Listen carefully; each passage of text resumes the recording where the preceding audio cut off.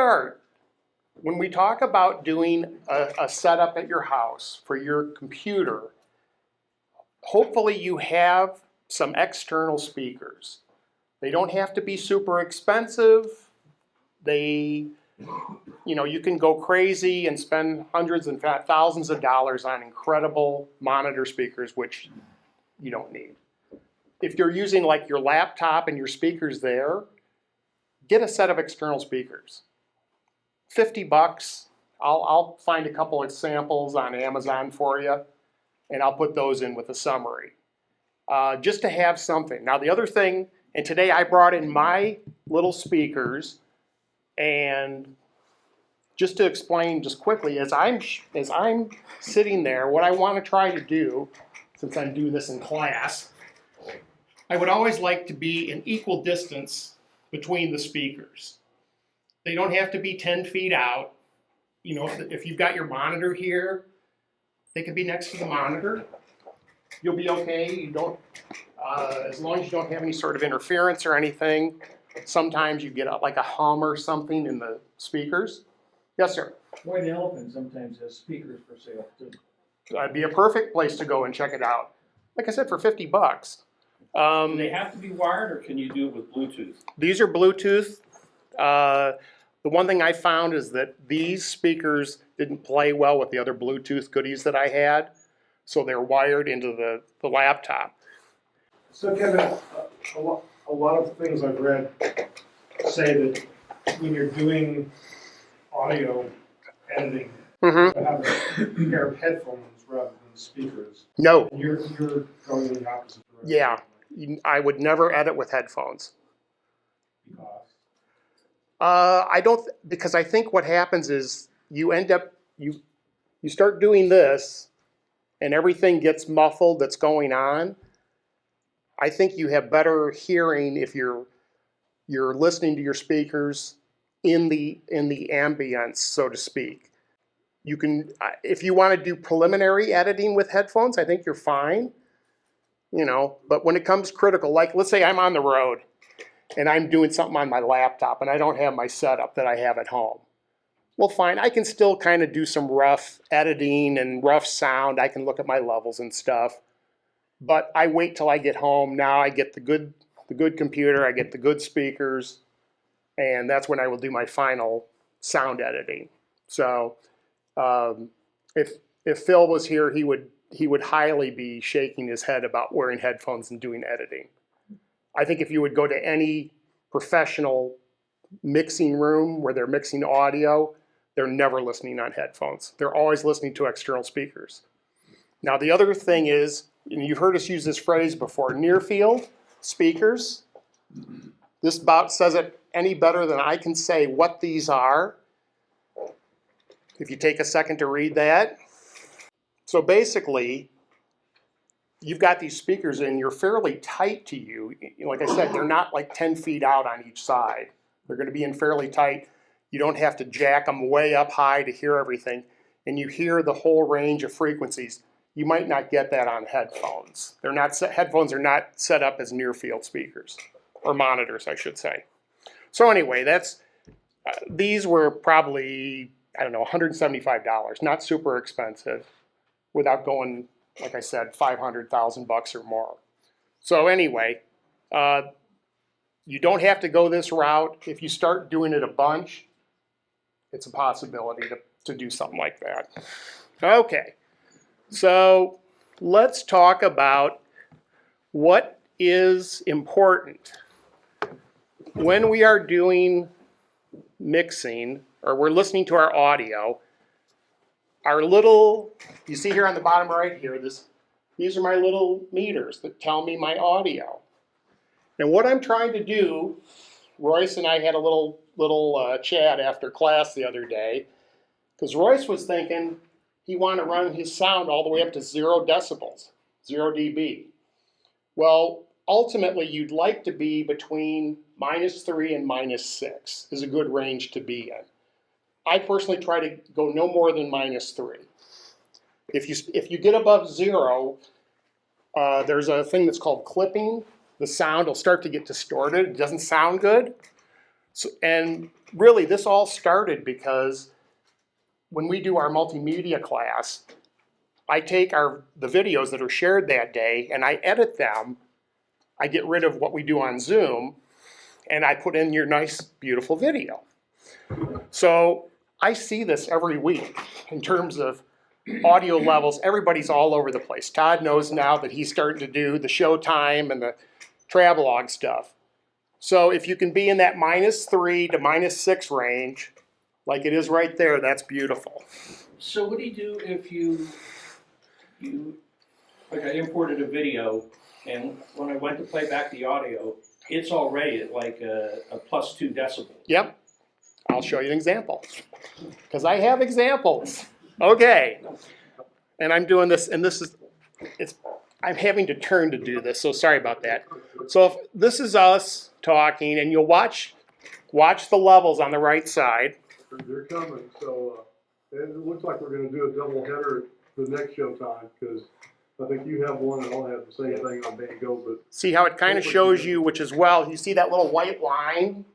It kind of, when it's bouncing up, you'll see the green is going up and then there'll be a little white line. Watch again. perspective. They are. See that? One thing I did have a fun That's time kind of is showing you, because I did okay, two trips. One I'm time, peaking right here around filming with the Android -5, phone. -4, something like that. First time I went, I didn't have a tripod, so I was just setting the phone on. So that's a pretty good level. What I would try to do if you're doing narration, and we'll talk about this later, the first thing I want you to do is set the level of your narration. Don't get any music in there or anything else, just do your narration, get that level -3 to -6 decibels, and you're good to go. From there, you can start adding your music. Now here's an example. Here's Tom's Van Gogh piece. Now remember, we were sitting there, and I'm not making fun. I'm just showing you examples. If you watch, here we are talking. A little short tripod. Let me go up a little farther. I got a kick out. So watch the level. Van Gogh's Love of Trains, Okay, and you'll see that in here. Hang on. okay, cool. So watch. You see we're -6. Now where's his music come in? He's about -8 maybe at best. So what I did for him is on the top right corner here, and we'll talk about this a little later too, there's two ways you can adjust sound. You can either there's the little bar in the center, if I make this nice and big. You see how it says 0 dB right now in the center there? There's a little box, 0 dB. I can lift that and raise the dB. You see I'm up to 7 dB, I can go up to 12, whatever it is. Or I can go down the other way. Well, I would rather, for like Todd with DaVinci, Arlene, you've got Premiere, you're gonna have a UV meter like this, and you probably also have the ability, my iMovie people don't have this ability. We will talk about a meter for iMovie in a bit. What I would do is, I want to be very precise with my adjustments. So up here in the top right, and my software is volume. Well, I see that Tom is a little low. I want to kick him up. So let's kick him up 5 dB. I would rather not 0 dB. Hang on.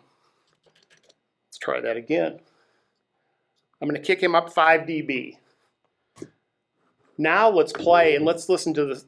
He was at about a -8 at best. See, now we're starting to get up that -6. I could turn that up even a little bit more. Let's go up to -8, or +8, I'm sorry. So when you do that, you had already changed it +5. So, and now you're adding another 8 to it? No, I'm just adding 3. So basically that is giving me a total of up 8 decibels higher. So now if we play that,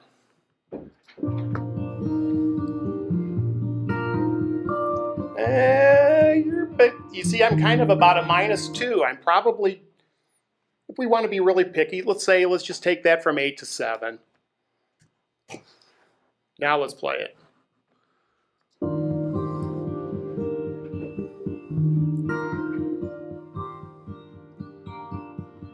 There you go. Does that make sense? Yeah. What we did? But you want your peaks to be right between, You want your peak to Minus be three, minus -3 and -6 dB. oh, okay. So, and if you have the ability to have a meter in your program, your software, then use that. It's critical. I don't look at, like if we look at, you know, like in iMovie, they talk about if you start to, you can raise this and you start to see yellow, it's good, or if it gets into red, it's too much. I don't really buy into all that. I would rather see what the meter says. So in the case of this video, and if I push it too much, you're gonna see in the, down here, if I get above 0, this is gonna turn red. And it's gonna tell me you're too much. And it's telling me right now I'm 3 dB too much to go over 0. So what do you do when you have different parts of the video that have different levels? You can get into that? yeah, what I would do is, with something like this, let's say that here, I wanna try to find in music the highest point where the music is the loudest, and that's where I'm gonna set my top end. I don't wanna go any higher than that. Now, and I had jacked him all the way up to 8, so I'm sorry about that. There's a thing that we will talk about in a bit called keyframing. For those of you that have a little bit more advanced, you could raise certain parts. We'll talk about that when we get to narration. So anyway, that's a great example of, okay, we're a little low. Now what I want to do is show you a little too much.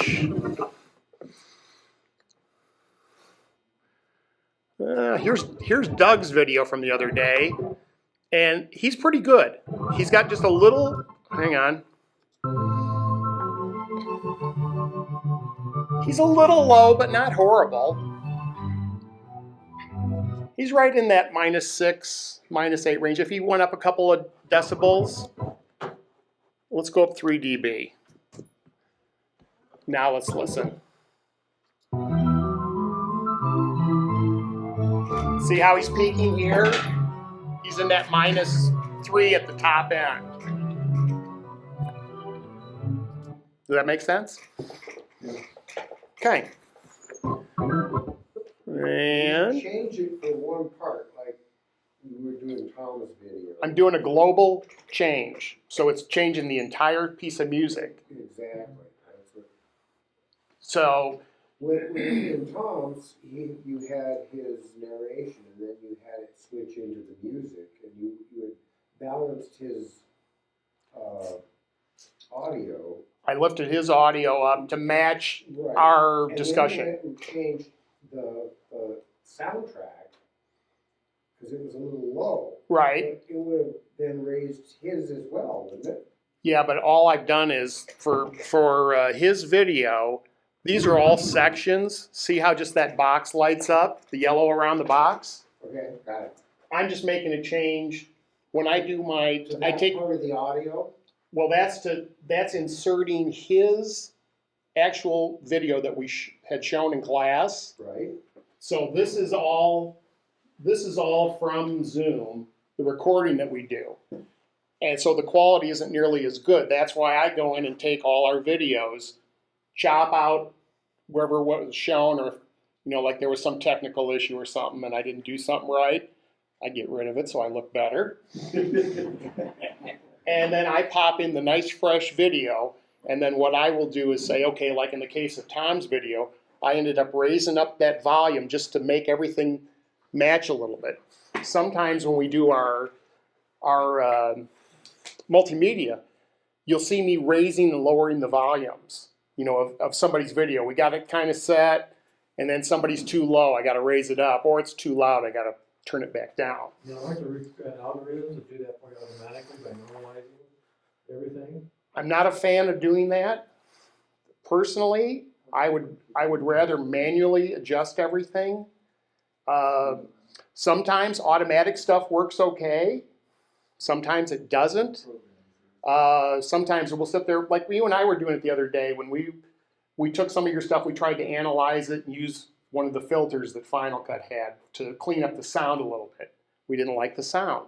We didn't like the way the voice sounded. Sometimes it works, sometimes it doesn't. But What program are you using here? this is Final Cut Pro. This is the Apple program. It's a paid program. But the one nice thing is once you buy it, then that's the end of it. You don't have to give them any more money. Oh, So anyway, so this is different than us doing like a slideshow or something, or a video, because I'm trying to I could be a lazy ass and just take whatever Zoom gives us. Hey, tough rocks. But I want people to look good. I want their presentations to look good. So I take the time to do this editing on this each week. Let's see if we go a little further down the pike here.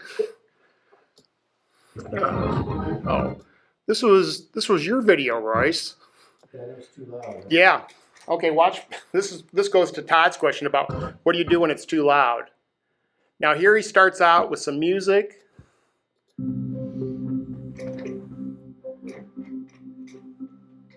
See, we're a little low. Now we're getting a little hotter with the music, which is fine. And that level is good. Now when he gets into here, it really starts jamming.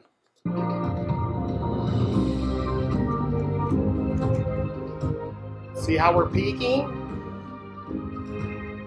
We're going up too much. So what I would do in a case of this is I know that this is Royce's, the music is as loud as it's going to be here. I want to turn this down. Yes, Jan? What's the problem with it going up too high? What do You start to get distorted sound.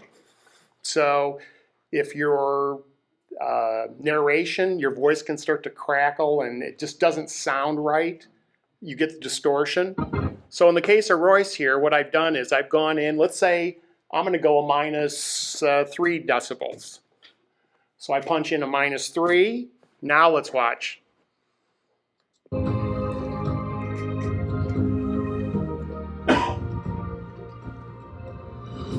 See, now he sounds much better.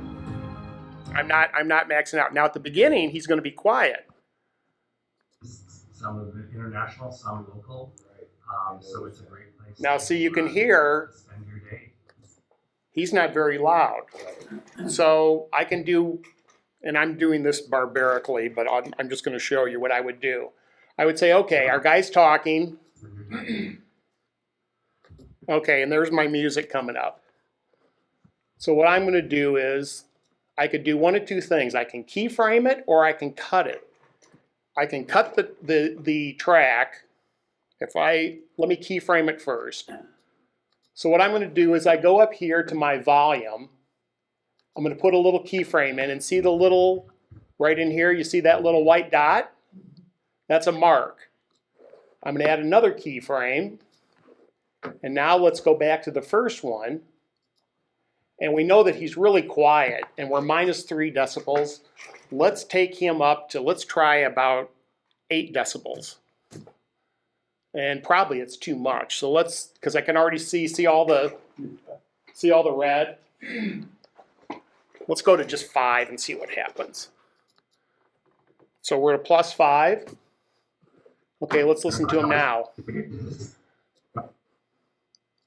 We have 3 different galleries. Nope. Still too much. Okay. Let's go to 3. Let's go to 2. Okay. Now let's see what happens. Back it up, and I'll make it a little bigger so you can. There you go.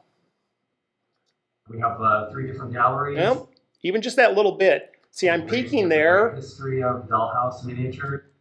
And the one thing that you see that's happening is he's hitting a couple of these high spots right in here. Now, if I'm going to really go in and I want to really be precise, I could say, okay, let's do this. Let's add another keyframe. There's, we're 2. Let's go to here. We're going to add a keyframe here. And let's go to 0 decibels and just see if that cleans them up. We have 3 different galleries. It gives a great history of dollhouse miniatures. We have lots of.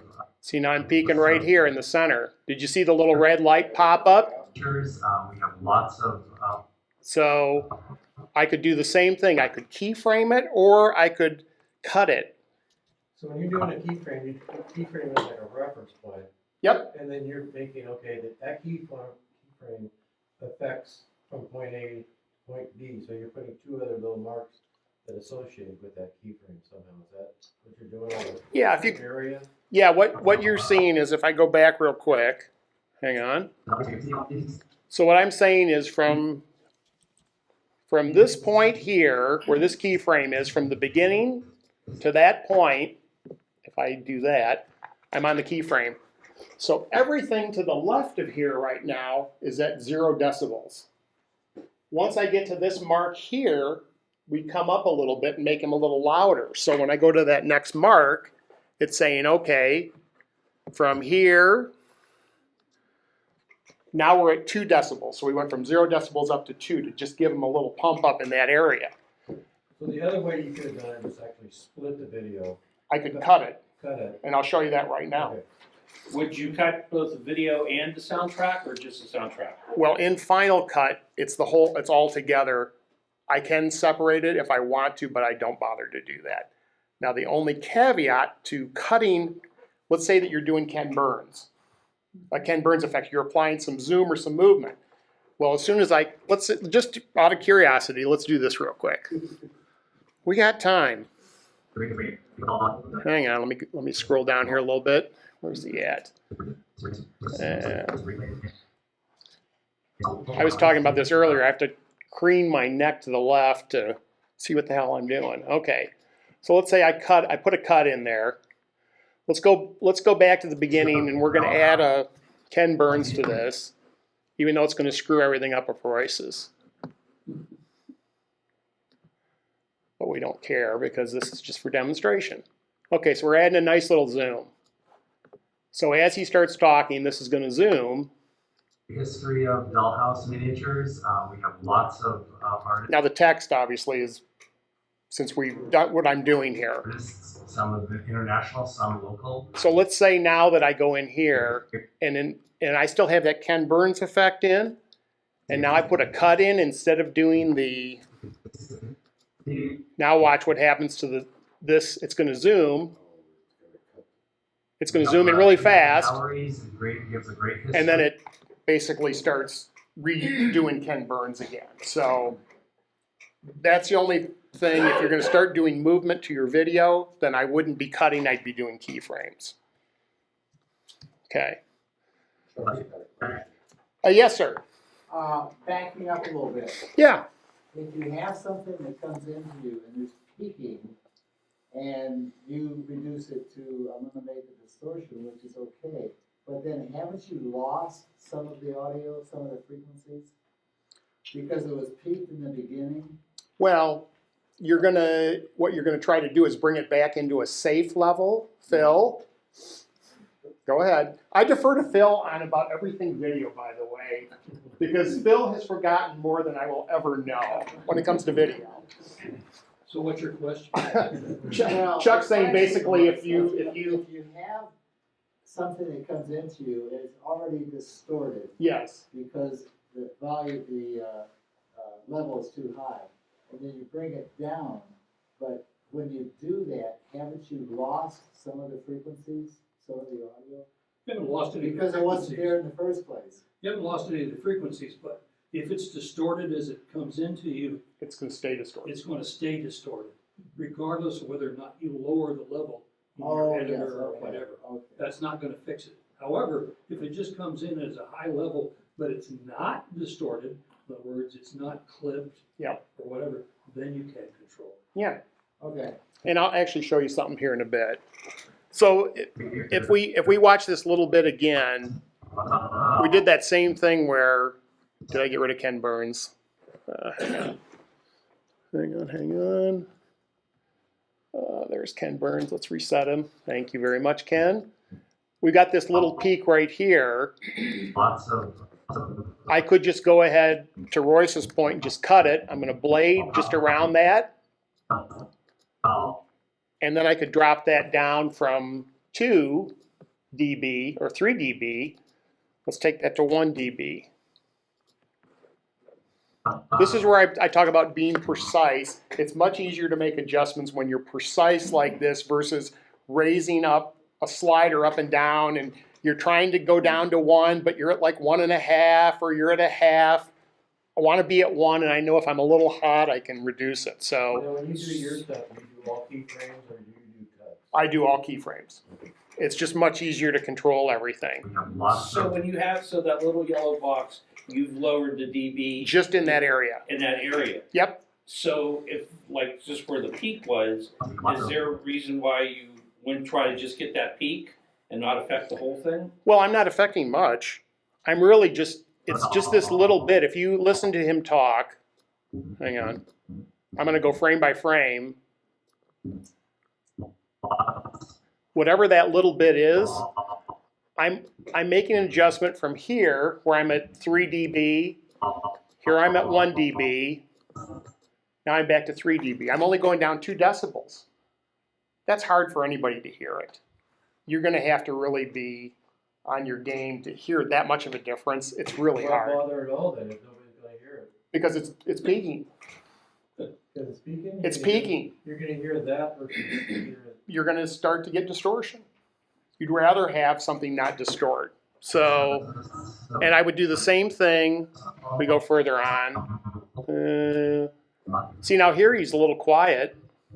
If we go back, Royce was like, please pick somebody else's video. Okay, here's a bit where he's kind of from like here to the right. If I play this from here, let me put a keyframe in just so I know where it's at. Well, it's a good case for lapel mics. I mean, it's. Well, yeah, lav mic. Okay, now watch his level. some local, so it's a great place to You see he's -6, he's -6. spend your day and spend your time. Okay, I could raise this all up. So at the end here, we're at 5 decibels because he got pretty quiet. I could go up to probably 8 decibels, and let's go back to the other keyframe, and let's maybe go to 6. I mean, when I originally edited this, I had it up 12. Yeah, And you said it was too high, yes. because I was setting for 0. But anyway. Yeah, and well, and you didn't know, and that's why we're here today, because -3 to -6 is where we want to be on our volumes. So anyway, now if we play that little bit, Some local, so it's a great place to spend your day and spend your time. okay. Did you hear the hum in that this time? Did you hear the hum? Oh, I can hear it. Yeah. I would try to run it through some filters, but we did that. We didn't like it. Yeah, So- I originally had it filtered and then it did distort it. I used my filter. to Right. deal with that. Yeah, Not Audacity, but just in the video editing. sure. So I would rather to manually try to do things than automatically. Using automatics can work, but sometimes it doesn't sound right. Yeah, but you can't really deal with that without automatic, the hum part. You couldn't. No. No way to deal with that. The only way you would do it is that since Royce is sitting there and as he's shooting this, he's got his cell phone and he's here talking to the guy like this. Well, you're going to pick up all this other room noise. If you had a little lavalier mic to pin on the guy's shirt, now you're going to get that sound's going to be a little cleaner. So that's another little trick for you. And they make lavalier little clip-on for less than $20. It's got like a 10-foot cord. You can plug it into an iPhone or an Android phone. And if you're going to talk to somebody and do an interview like that, it just makes it sound a little nicer.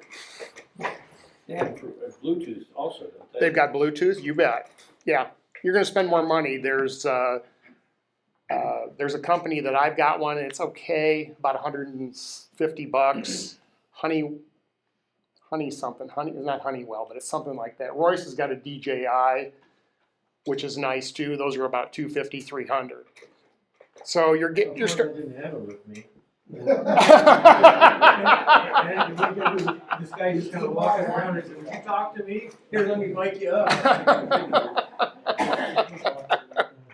That's okay. Now, is there a way, because I read something, I don't fully understand it, but, you know, it seems like if you have background noise, one of the tricks is just to keep playing and just capture that background noise, and there's a way through software to be able to isolate that sound. Analyze it? Yeah. Doesn't Da Vinci do that? Yeah, Da Vinci does that. Okay, Audacity does it too. okay, Oh, okay. yeah. So you just wanna keep recording even after the interview stopped to get the background noise? Well, Well, you always want to record what's called room tone. yes, And that, in some software, particularly really sophisticated software, you can load that and let the software learn what that is and say, hey, I don't want that in my audio. Audacity does that not that well, but it does. Okay. It does, but It's also, free. yeah, with Audacity, you know, if you do it once and you still don't have it, you can just keep doing it 2, 3, 4, 5 times, and it'll not take it away all the way, but it It'll will take it lower. down, Yeah. oh, okay. Yeah, The problem with it, eventually it distorts your original voice. Yeah. Oh, okay. So you gotta be a little. that's a trade-off. The other thing too, which is not a bad idea, if you can record, as Phil said, some room tone, 8-10 seconds. Sometimes if I'm interviewing somebody and I'm chopping them up and I'm using just sections of what they're saying, but I want to have a little space in between a section, I pop in that little bit of room noise in that section so that you don't hear the room noise and the person talking, then it goes to just nothing, and then it comes back up with the room noise. So at least if the room noise is still there, it sounds like the person is, they're catching their breath, they're thinking. Whatever. Okay. All right, let's see. So anyway, you could go through and I would keyframe, like on Royce's video, I would just keyframe the whole darn thing. Meaning I'm gonna make my adjustments. When I'm doing my stuff for clients, that's what I'm always doing, is I'm going in and I'm adjusting everything. And I'm gonna show you an example Just here. remember, he's not picking on you. Just so you know. Well, I needed a reason to figure out what keyframing is. Well, here I wanna show you, this is one of Phil's videos that he just showed. The thing that I like about this is he's a professional, and he's been a professional for a long time. If you listen to his narration and also the level of music in the background or the soundtrack, he obviously knows how to mix. Here's a little bit at the end with him talking. Hang on.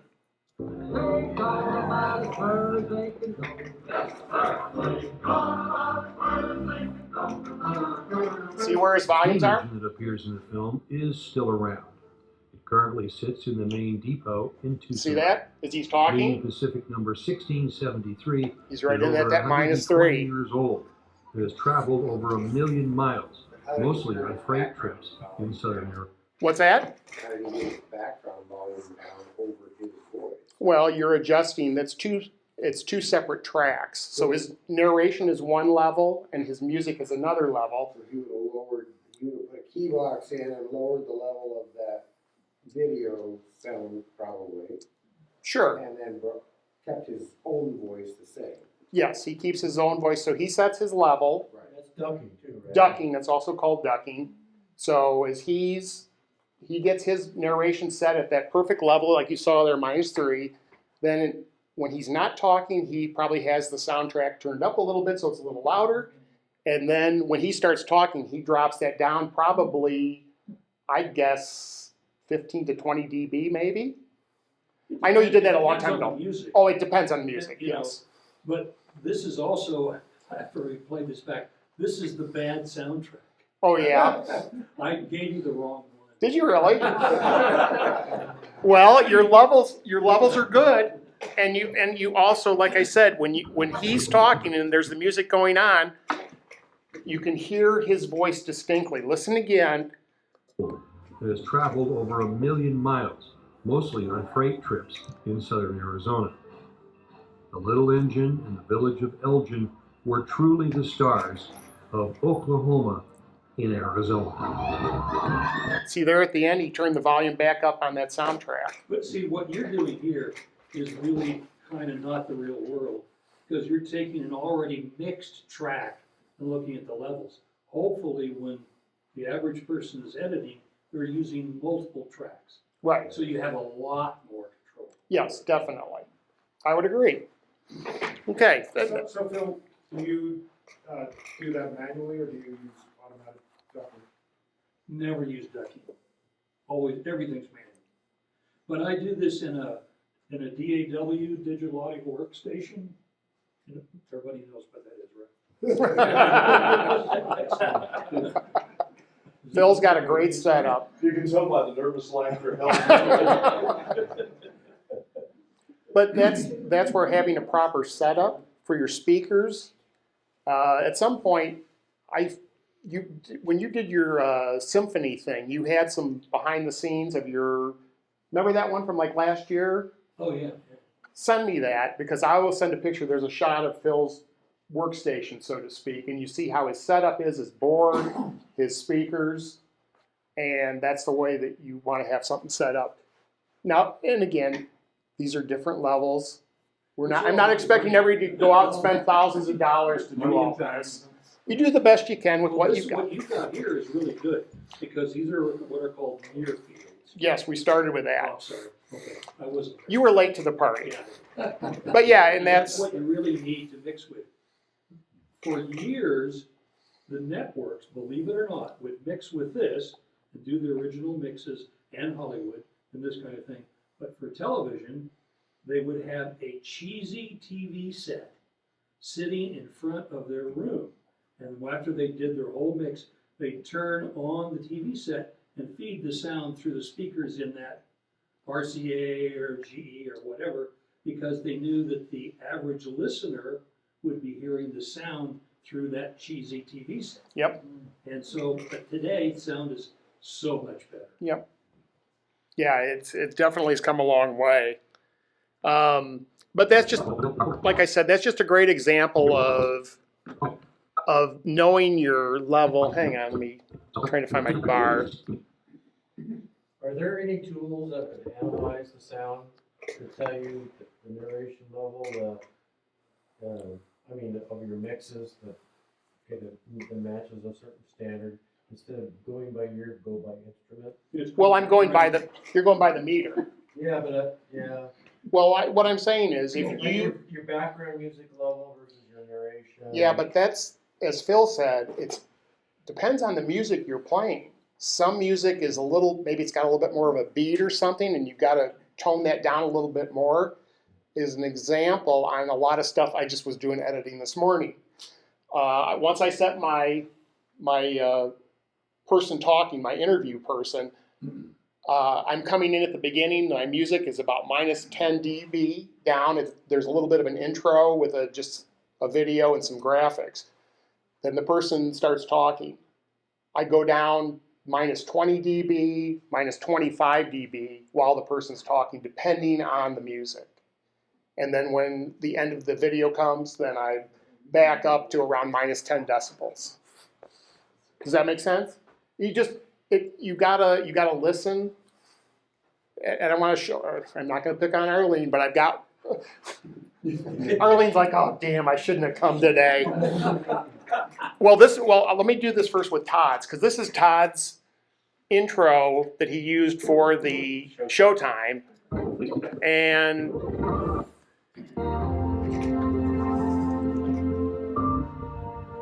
see where we're at? Around -7, -8. So when I went in and did our YouTube, I just turned that up about 3 dB, just to bring it up a little bit to match more what's going on.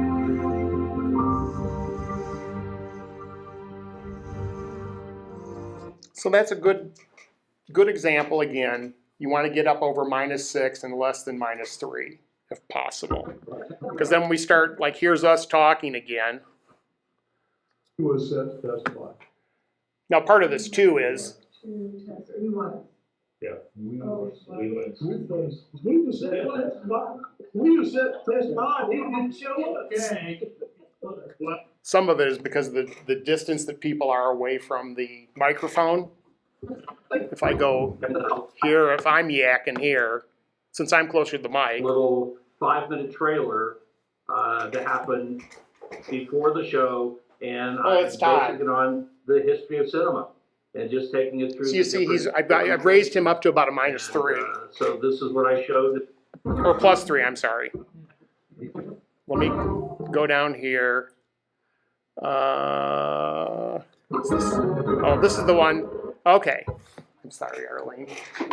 But why I want to show this is because Arlene's background music was too loud compared to her voice. And it's hard to hear her. Now let's listen, and you gotta listen. Well, okay, let me see if I can. Were you talking there? Favorite because they entertained us along the waterway, and I loved watching the other You hear that? cuddling their baby. Well, overall, the volume is too high to begin with, but then that music is drowning. I can't hear what she's saying. So my rule of thumb on this is when you're listening, if you're not sure, is the music too loud, probably turn it down just a couple of decibels just to be safe. I'd rather have it be too low than too high because it just drowns out what's going on. And then overall, I could do the same thing where I could dial back Arlene's volumes here. Where's she at here? She's at 0 decibels. I can take her back and get her under from clipping. Let's go down by -4. In this case, you're on one track, so you're doing the music and the voice. Yes, I can't control it. If I had her program, if we had her program here, we would dial her music back probably at least 5 decibels, 5 to 7 decibels, I guess, at least, just to get that punch so I can really hear her voice and her narration. Now at the end, there was a point where she's doing narration and the music is not as loud and her voice came through a little better. Percent of the state. The rest is still untouched wilderness. You'll also find totem poles. A little bit, but you see she's getting overpowered by that background music. So anyway, that's something that you want to be aware of as you're doing stuff. Does anybody have any questions on that? Yes, sir. So when someone hands you a video and you record it, it's got the audio and the narrative all combined already? You mean like in this case? Yeah. Yeah, because it's somebody's outputted the video and all the work has been done. The only way I could make an adjustment is if Arlene gave me her narration, she gave me her music and her photos and her Do you video. have an example you can pull up, like one of your videos that shows all the different tracks? I don't know if I have anything in here. I don't know that I've got anything in the laptop. I'm looking at the final output here versus the Yes, you're looking at the final output. Oh yeah. Well, I don't have. Well, here, I can show you something, but it's a slideshow thing. It's basically. Hang on. Okay. Make this smaller. Okay. So I've got, if you're looking at this, here's my title, which is the purple box. I've got a edge mat, which I put on all my videos, which is a thing that goes around the edge of the video to just give a little highlight to the center. Here's all my still photos, and then here's my audio track down below the gray. So I can, If you're narrating, you'd have another one. I'd have another track of audio. If you had a. Or I have some- If you had a video with its own Yes, audio track. yep. I'll show you one. Here, this is my next example. Okay, In that sequence. this is, and this is to show you what a pain in the ass can be and why we go in and have to make all these adjustments. Here's an interview we did, this guy with Caterpillar, and if you look, can you see how there's peaking and then it looks like stair steps going down? Mm-hmm. Well, this guy, he would talk loud to start and then got a little more quiet. So I had to go in and I'll show you just a little bit, just quickly, how I would fix that, but that's where I would keyframe. So as this guy's talking, let's listen just a little bit. We have they actually, CAT services all our equipment. We have a contract with them. There's an app that tracks all of our machines. So See, I can he's around every here. machine that's running. It's a Vision Link. He's like minus 20. And the lady at the call torpor office, she Gets would up call me -4, when, now he's down. one of our machines is Can you getting hear ready that? to come up for service. Okay, Schedule it. Service. so here's what we would do. We know as long as I'm not peaking, let's go back to the front.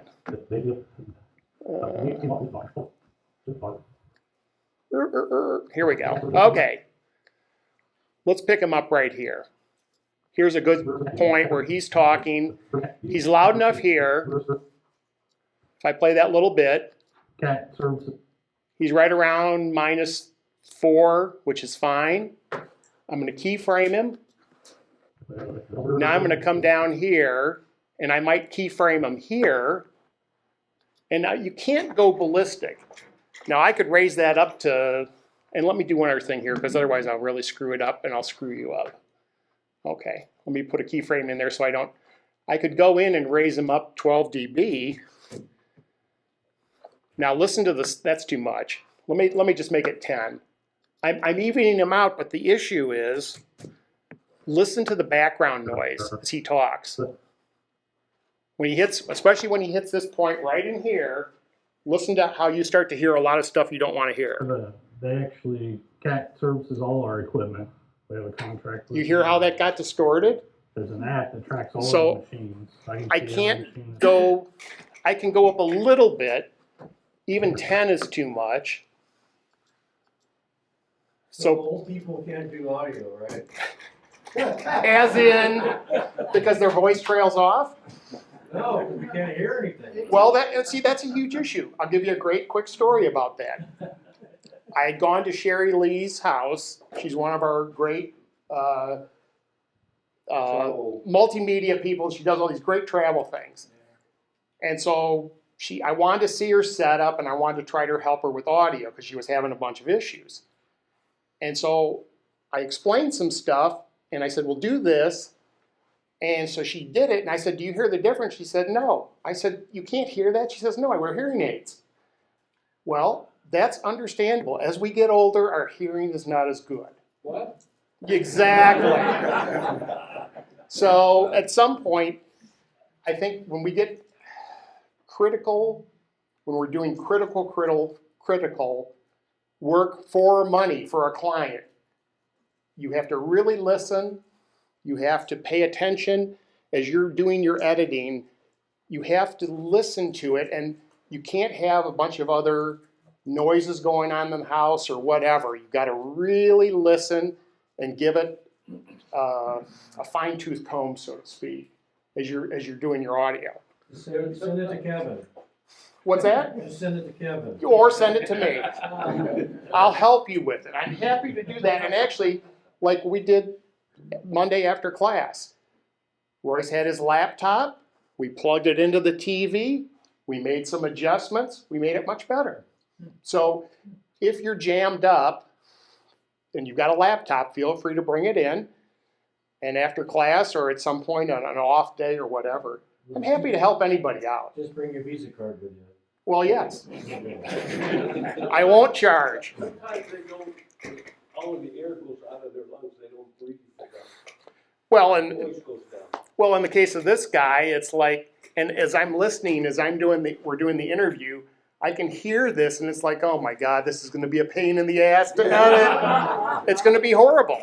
And so literally, I had to go in and keyframe all these sections that you saw and try to balance it out. Now, if you did like in your program a normalizing, it might raise this up too much, how it starts to get distorted.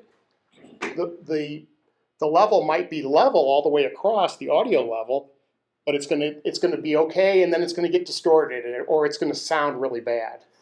Yeah, Doug. If you start raising his voice audio, are you going to increase the background noise also? What, you mean like here? Oh, definitely. If there's stuff, that's why I said if you go, let me raise him back up to 12. And listen again. I know it might be hard to hear. Here he comes.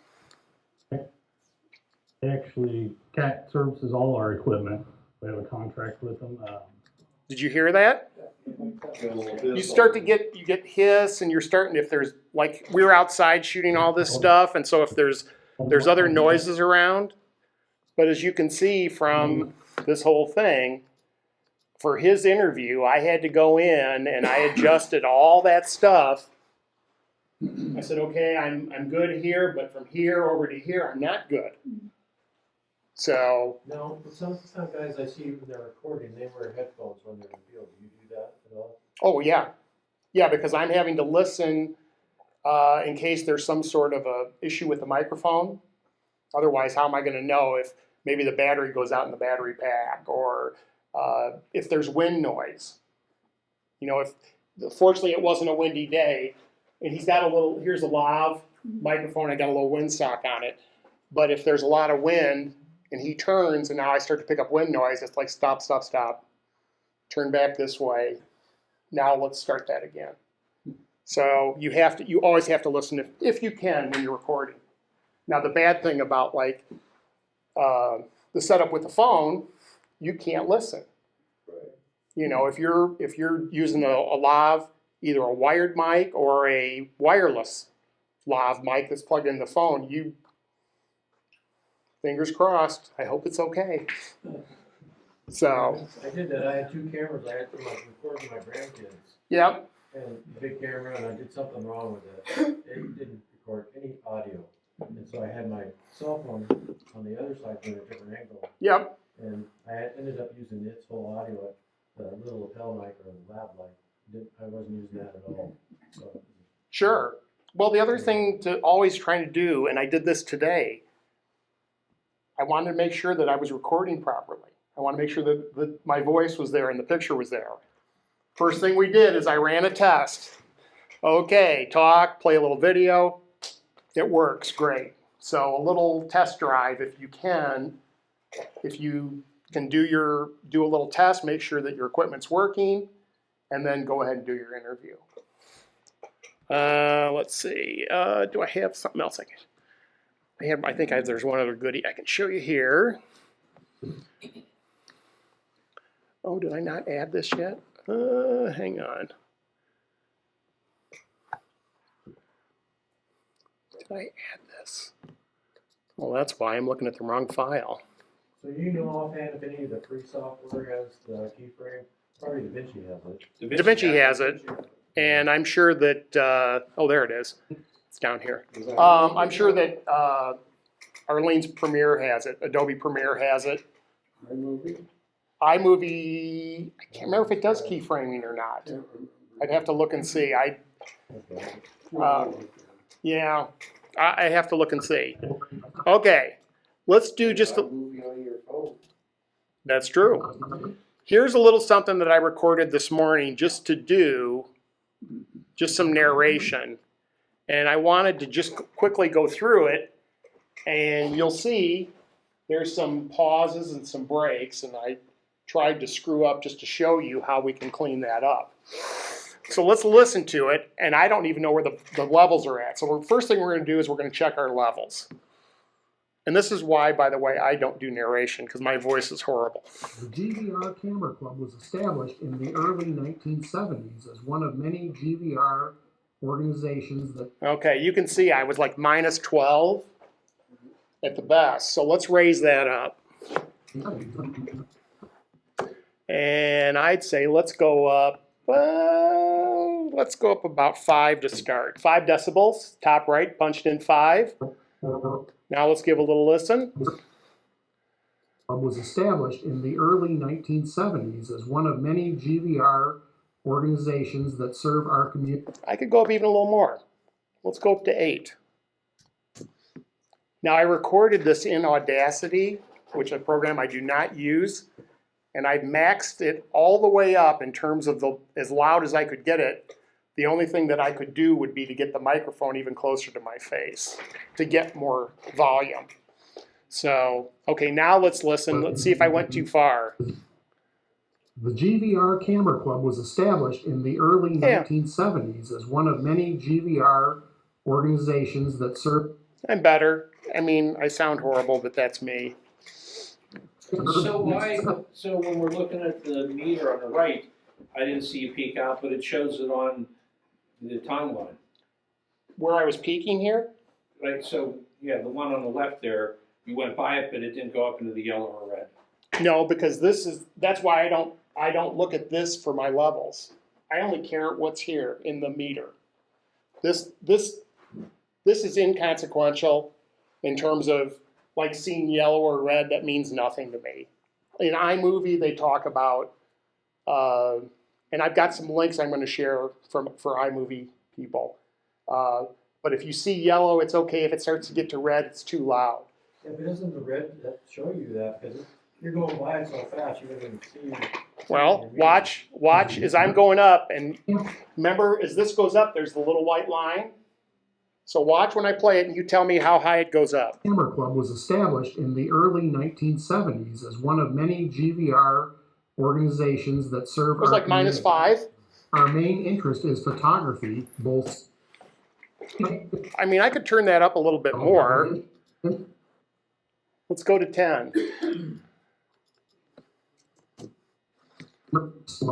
Now you see it here too, and you say, okay, am I too much because of the color? Well, I don't care about the color. I'm gonna again look at my meter. The GVR Camera Club was established in the early 1970s as one of many GVR organizations that serve our community. You see I was minus 3? Did you see that, Royce? No, I didn't see that. Do you need glasses? And a hearing aid. And a hearing aid, definitely. No, you see I was peaking right up in here. There's 0 and there's minus 6. I'm where I want to be. So I don't care about this in the timeline. This is somewhat unrelated, but the voice that's coming out of the speakers doesn't sound at all like you. I know it. Well, one of the things is it's just a cheap web microphone that I was using to do this today, and my voice is horrible anyway. But your voice has a higher pitch than yours. Well, I could try to go in and make some adjustments now to my voice if I want to. I can pull up in my program, I can pull up a graphic equalizer. I could also do this. I don't think anybody sounds to themselves like what comes out on a speaker. Yeah, but Phil sounds great all the time in his narration. I'm serious. I hear him. Does anybody from Chicago remember Fraser Thomas? Oh, yeah. You remember Garfield Goose and Fraser Thomas? Phil is Fraser Thomas, I'm telling you. I'm gonna put a link for Fraser Thomas on. I bet. Okay, now I could go in, I could do a couple of things here, Sam, and I don't know if it'll work or not. What I can do is I can do an automatic thing. I can analyze my voice, my audio, and see what Apple says. Let's try that just to try it. Okay, it says no problems detected. Now I could add equalization and I could enhance my voice. Now I've probably got to pull the dB way back since I've done that. Let's see if I'm a little more, let's go to like 6. Let's see if I'm a little high end. The GVR Camera Club was established in the early 1970s. A little better. It's not as flat.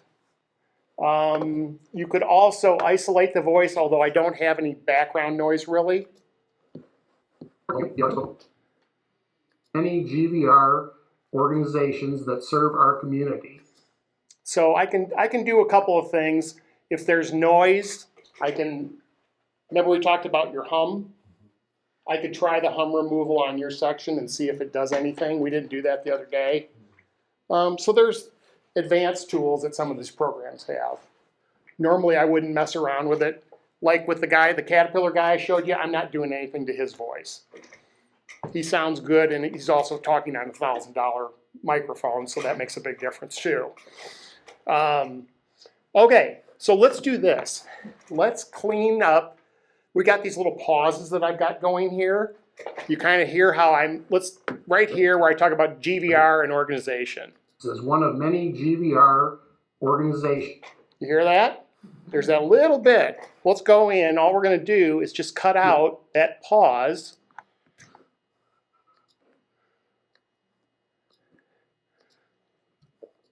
And then I'm just gonna delete it, slide the clip over. And this is what I do all the time. Because my magnetics are not on. There's my magnetics. Okay, here we go. All right, so now let's listen to that same thing. This is one of many GVR organizations. I could still trim that up a little more. Let's just take this and we're gonna just get rid of a little more of that. Bring that over. Okay, let's listen. 1970s is one of many GVR organizations that serve our community. You like that? So now if you got a video that goes along with that, you're gonna be slicing the video. You're correct. At the same time. Let's Yep. just cut it off. You ever watch that movie, The Conversation? I have not seen that. Well, here's the trick. That's why we put B-roll over the top. If I'm gonna do that and cut out pauses and stuff, I'm gonna put some sort of video or still photography over the top of that. You're never gonna know what I've done. So that's pretty tiny little slice you're taking out. yeah, but it's a if I was talking, well, like if I go back to my Caterpillar guy, hang on.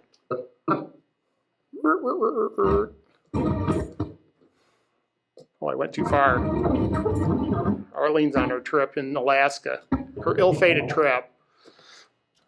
Let's see if he says something that I can cut out. Let's listen. Yeah, I don't care about that. Machines. I can see every machine that's running. It's a Vision Link. And Okay, so here's the and. He's got that pause in the and. Watch what happens when I cut it out. Let's go to here, slice it, get rid of the pause. Watch what happens to him. and it's a Vision Link. And See the jump? Yeah. So by putting B-roll over the top of that, that's how I clean that up. But that B-roll, I mean, you're gonna have to do it 2 or 3 seconds, B-roll, aren't you? Well, sure, but what I'm gonna do is, as an example, like you had the guy talking at the museum. I might traditionally have him on camera for, let's say, 4 or 5 seconds. He talked about 15, 20 seconds. Let's say he talked 20 seconds. I might have 5 seconds of him talking. I go to B-roll for 10, 15 seconds, and then come out with him again talking. So you're cutting out all the pauses in between. I'm cutting out the pauses. While you're playing the B-roll. Yeah. But then you're kind of leaving the pauses in there theoretically when he's on camera.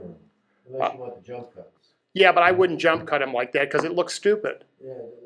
Watch I again. can see every machine that's running. It's a Vision Link. And I mean, like when I cut my video with my grandson. Yeah. And I didn't know how to deal with it. Right. Well, that's how we would. I don't have to be, I didn't want to. Okay. Yeah, we can work on that. So Kevin, on your program, on DaVinci, they have, it's called ripple delete. Okay. And so when I go and cut it, it automatically moves the rest of the timeline down Yep. and then butts it. Does yours do that? I can do that if I cut the gray. Well, so watch what happens if I do that again. Let me go back in time. A great thing is the undo key, Yes. but don't do too many undos. If you do an undo and you don't see what happens, don't keep hitting the undo because you will undo a lot of stuff. So Alt Z or Command Z in Apple. Okay, so if I do this, it's an extra step. That's why I don't get into the gray bar. I'm going to cut it, delete. See, I'm already doing too much stuff. That's what you're telling me your thing does. Yeah. So anyway, I don't get into doing that. I try to stay out of the gray bar. I love the gray bar because it's my middle ground. Let's go back to this for a second.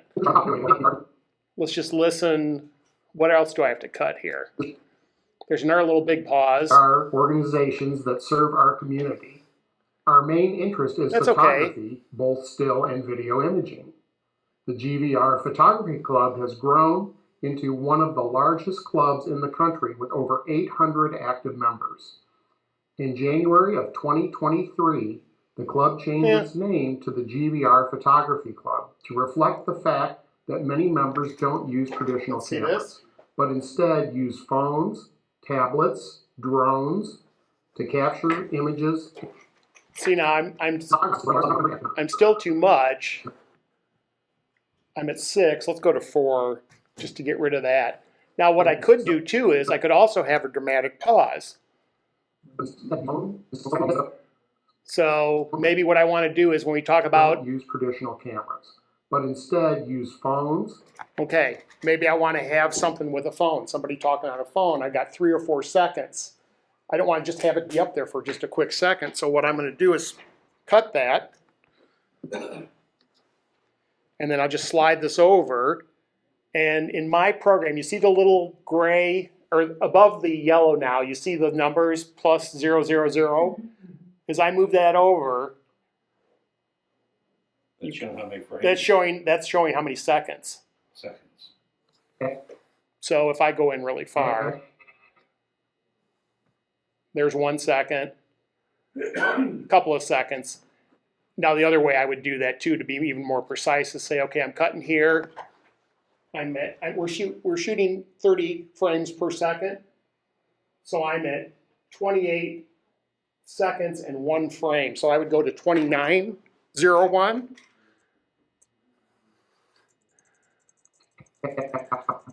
Oh, I was at 1.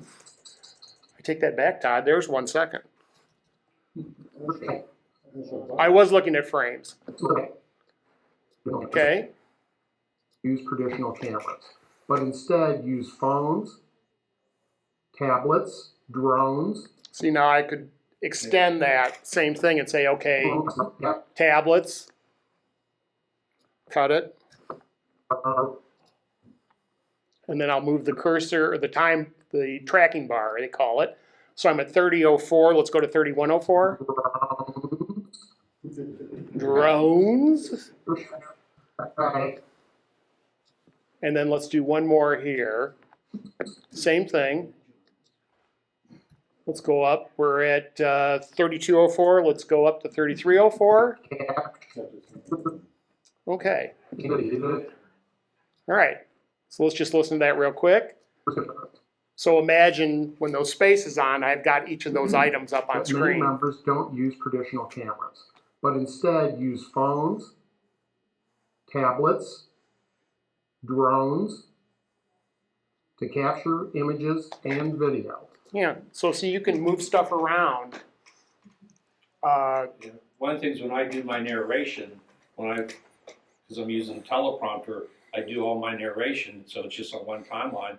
And then when I move it over to DaVinci, because that's with Audacity, Okay. move it over, and then I just slice it up. I just keep slicing it. So I have my story. Yep. Then I put my photos in, or Yep. my videos in, and then just slice it where Yeah. it needs to be to carry on the story and still have the images Yeah. need to be what they are.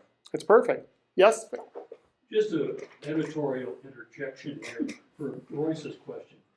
There's a thing in television I've done this a zillion times called over-the-shoulder shots. So if you're shooting your grandson or whatever and you want to cut something out, you have some footage that you've shot over the shoulder, maybe looking back at you, the interviewer, and you use that as cover, and that gets rid of the jump cut. And if he had an over-the-shoulder of this gentleman at CAT, Yep. he could have used that to eliminate the jump cut and gotten rid of whatever you did. Sure. But Yeah. that's something that's used, and you'll see it on television all the time in news. And it works very effectively. Yeah. So anyway, So do you do that with one camera, but after the fact, or do you have 2 cameras? Yeah. You could do it both ways.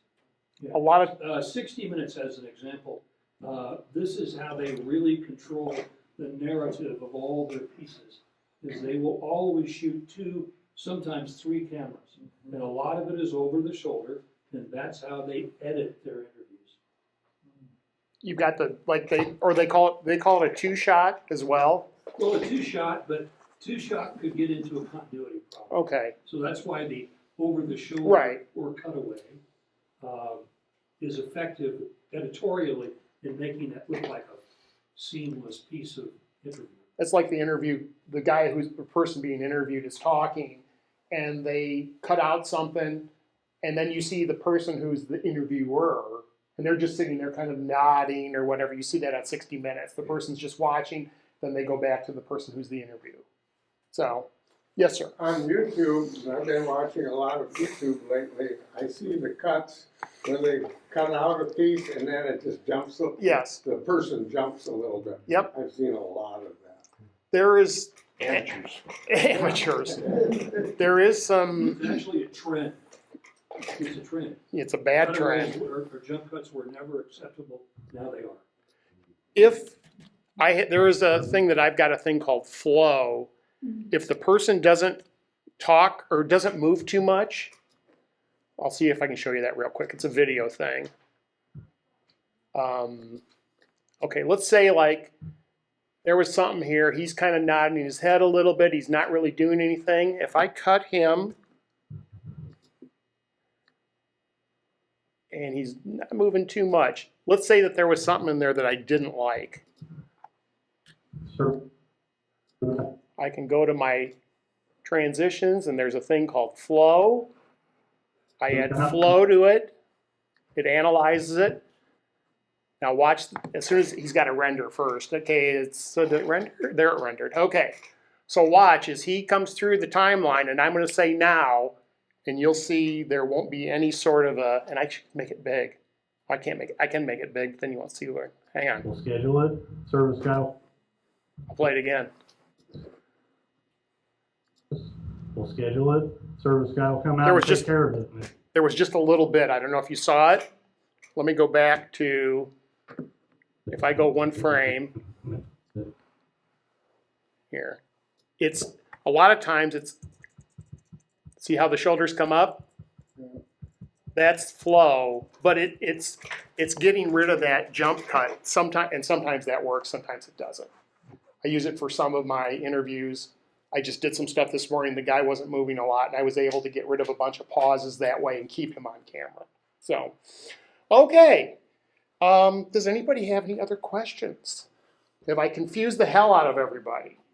Yes. Instead of raising the volume on the video, why don't you just turn up your loudspeaker?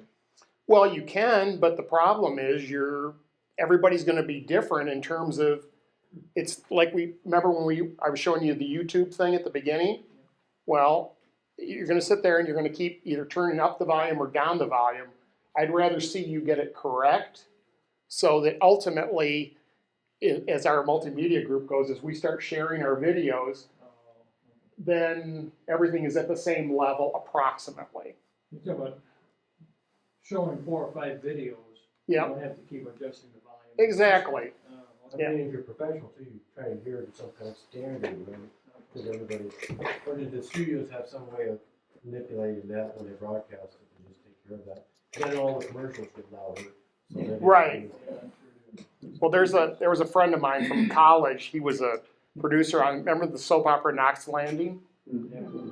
And he's watching the show. It's Friday night, and all at once the exposure gets way off.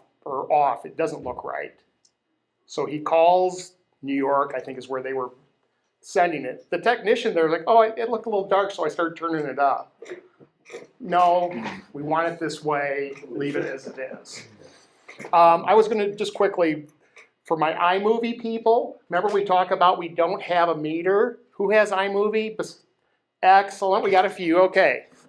And this is something I will have to help you with. I found a YouTube video on this, and this is Daryl's, just because I have this in iMovie, because he and I were screwing around with something the other day. It's $5 for this, and then there's another piece of software you have to download. I tried following the YouTube thing, and it was probably about 4 or 5 years old, so whatever the new system is, I got it to work, but I'll have to help somebody if you try to do this. But anyway, it's working the same way.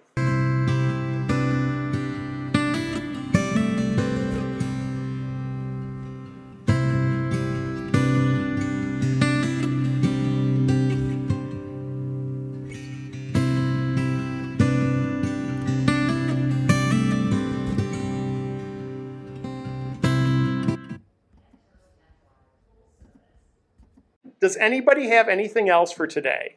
Just a dumb question on DaVinci. You know, when you lay down your audio tracks, there's also one that shows up called Bus, B-U-S. What is that? Todd's probably got some experience with this one. I know it's there and everything, I don't pay attention to it. So here's my understanding. You've got the meters for the individual tracks, and then the overall level of the audio that's coming through combined is what's called a bus. That's my understanding. Oh, okay. So it's the mixed one. Yeah. Yes, Diane. Are you gonna talk about microphones? Oh, Todd has brought in. Todd, why don't you show everybody? This is Todd's microphone. Pick it up and show them. Well, this is I don't know if the coolers came first or microphones came first, but this is a Yeti. It has 4 different settings on it. It has, so it can pick up either if you're talking straight at it or if you have a group of people. So there's different microphones inside here that pick up different directions on depending. So if you're doing an interview, someone sitting across from you, their voice is going to come over just like Kevin was talking about, you know, the further people away, that's going to affect the voice, going to affect the level. So this way you can have a group, or you can have 2 people, or just yourself. I don't know, Phil, you got anything to that? Well, these are digital mics, and professionals never use them, but there's nothing wrong. I mean, they do a good job, except they're actually converting the signal, analog signal from the voice, the sound waves, into a digital signal, so it'll go right into a digital front end, whereas the professionals never do that. Everything is analog all the way through, and I think that's kind of what you do. Sure. Yeah. But there's nothing wrong with them. I mean, No. they sound. Well, I got it a few years ago, but when I was researching, it was one of the ones that was recommended for what I'm doing, what we're doing, and everything. Costs about $100. Yeah. And everything. But, well, and it has a volume some control options on it. It has a pause on it. Are you thinking for your computer or? No, I was thinking, well, that, plus we talked about a clip-on for. Oh, for the phone, yes. Is there a clip-on for a camera? Sure. There's all kinds. What I'll do is I'll put some different links with, let's say a lav mic for an iPhone or an Android, a lav for a camera, which would be like a mini plug. I have to look at your camera to make sure you've got audio inputs. That would be, if you don't have audio inputs, then you couldn't do it that way. DJI plugs right into the C connector. Yeah. On the Androids. Yeah. So, yeah, but I'll come up with some links for that. Does anybody have anything else they have questions about? Well, just tips and techniques for doing your own narration. Yeah. Like Todd's towel. You don't have. I mean, you know, not everybody is in the multimedia SIG. So No. They hear the story, but there are tricks that work. That get out the ambient noise and the echoes. And well, I'd say like the biggest thing that if you're going to try to record some narration, if you're in a room that's got some drapes, some carpeting, soft surfaces, you don't want to be in a, like in here, at least we've got the carpeting. You hear it's not very echoey in here. It's pretty dead, which is good. Well, the hard surfaces, but if we didn't have the carpeting on the floor and the chairs, us as people, we soak up some of that sound. So if you can record in an area where it is not a lot of hard surfaces, that's going to make a big difference. Todd was doing it at some point. He had a blanket over his head and the monitor, and he was recording his sound that way. I was originally doing it in the cupboard. Yeah. The closed cupboard, which is absorbing everything. Yeah. But then I have to, take apart all my equipment, move it in there, find space for it and everything. And I just said, well, let me try this. So I have a big blanket and put it over myself and put it over the screen, and away I go. My son-in-law does voiceovers, and he had to go into the master bedroom walk-in closet and record it. Sure. Cause he always had lawnmowers, out there they have grass, so. Yeah. Always going, Yeah, That's one of the advantages of living in Arizona. Somebody went in their car and tried doing it in the car. yeah, that'd be very hard services again. Yeah, just try something. If you try it in one room, then maybe go to another room and say the same phrase, or whatever as a test. So you're comparing apples to apples. See what works best for you and your setup. If you're like me and you don't do narration, you don't worry about it. I mean, I definitely can tell the difference in my office, which has carpet. Yes. But if I don't do the blankets, yes, I hear a difference. Yeah. I hear a little bit of echo in it. Okay. Anybody have anything else? Yes, Doug. I think Brian said years ago that he used to go in his pickup to record narration. Well, and who knows and by that meaning, if you have something that works for you, there's not any hard and fast rules. If something works, great. If it sounds good, great. So. Just get on the computer and get a computerized voice, forget that voice. Yes, you can do your, yes, yeah. Yeah, I can make Audrey happy for $10 a month. Okay, does anybody have anything else? If you need help, come to our Monday morning multimedia class. We're here at 10 o'clock, and if you let me know if you got something like Royce did, he says, hey, after class, can we chat? And I'm like, you bet. So we got his laptop out, and we took a look at what was going on. That's the best way to do it. Or like Daryl's been doing stuff on the iMac here in the thing, and we can try to do something there. So anyway, if you need some help, we're happy to help out. Thank God we have Todd starting with DaVinci, and we've got like at least 5 or 6 people on DaVinci now, I think, which is great. So anyway, thank you for coming today. Thank you. And we'll go from there. Have a great weekend, everybody. Okay.